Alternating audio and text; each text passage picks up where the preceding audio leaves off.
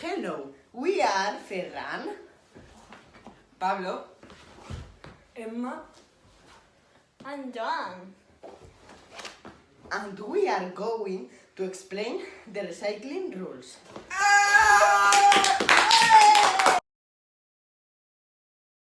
I am very angry with the English teacher. Kiko, he is the worst. yes, he's always sending homework. Kiko is worse than the siren. I am going to throw the paper on the floor. Goodbye, Anna. Goodbye.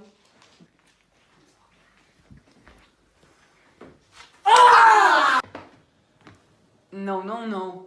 Joan, you don't throw the paper on the floor. If you throw the paper on the floor, you polluted the nature, and that is wrong.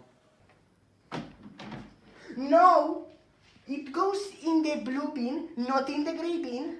Ah, okay.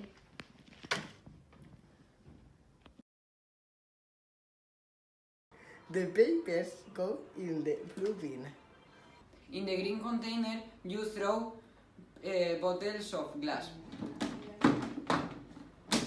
Yellow bin, you can throw CDs, DVDs, or little toys.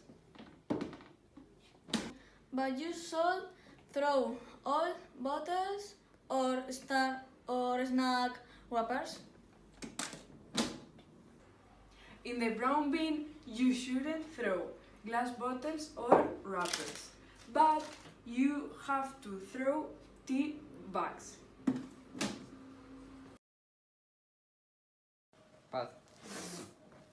In the brown bin, you can throw glass bottles or wrappers, but you should throw tea bottles. No. La Nintendo de Ferran que va mejor.